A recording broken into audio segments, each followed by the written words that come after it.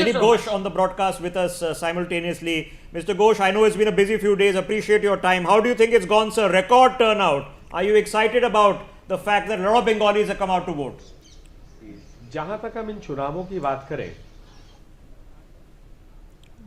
Yes, आपकी आवाज आ रही है sir. Please go ahead.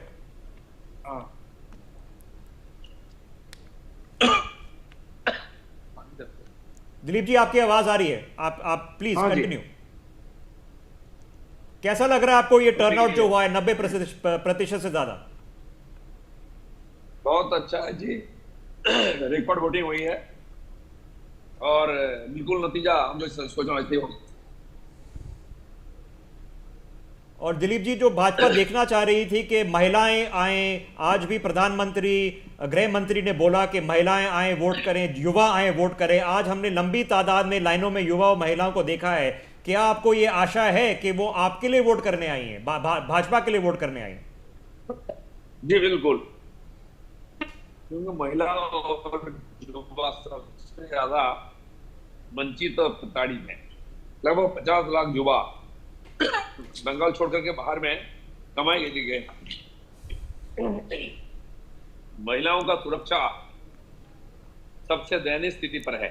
RG Kar की घटना पूरा बंगाल महिला दिया है. 7 से 70 साल की कोई महिला सुरक्षित बंगाल में नहीं है. इंस्टीट्यूशन में पढ़ने जाते हैं तो मेडिकल कॉलेज से लेकर के इंजीनियरिंग कॉलेज, लॉ कॉलेज, वहां भी महिलाएं सुरक्षित नहीं है. इसलिए महिलाएं सबसे बढ़कर के वोटिंग की है.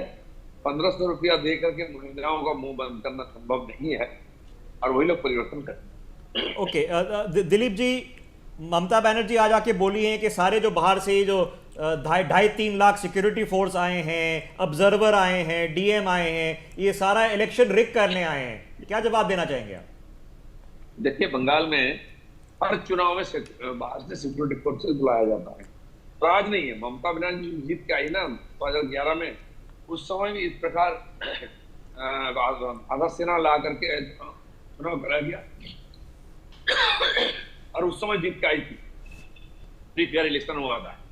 तो ये प्रश्न है कि बंगाल में क्यों बार बार आधा सेना बुलाया जाता है, क्यों बाहर से बुलाया जाता है? क्योंकि यहाँ फ्री फेयर इलेक्शन होता नहीं है. जहां जहां भी झड़प हो रहा था ना, शाम को जो हार गए लोग जान गए तो हिंसा करने का प्रयास की, लेकिन चुनाव में कोई प्रभाव नहीं पड़ा है, केवल न्यूज बना. काफी पीसफुल गया है. थोड़े इंसिडेंट हुए हैं बट वायलेंस थोड़ा इस बार कम हुआ है. ऐसा क्यों है? ये सिर्फ बिकॉज सीआरपीएफ थी या वहां माहौल बदल गया है बंगाल में? ना, एक तो सीआरपीएफ का बड़ा कारण है. चुनाव कमीशन पहले से ही इतना कड़ाई की, कोई मर्डर हुआ नहीं. बंगाल में मर्डर होती चुनाव में, पंचायत से लेकर के एमएलए एमपी सब चुनाव में. ये बड़ा दुर्भाग्यजनक स्थिति था, बदला है. चुनाव कमीशन ने बहुत बड़ा रिस्क लिया, 2 फेज में चुनाव किया, बहुत बड़ा चुनौती था और उन्होंने करके दिखाया. इसलिए वो धन्यवाद के पात्र है. ममता बनर्जी के लोग जो थोड़ा धमका करके पोलिंग करते थे, उनके काउंसलर रास्ते में खड़ा होकर धमकी दे रहे थे, उनको अरेस्ट किया गया. उनके गुंडे मारपीट करने आए थे, डंडा खाए. तो बहुत बड़ा चैलेंज था और वो सफल.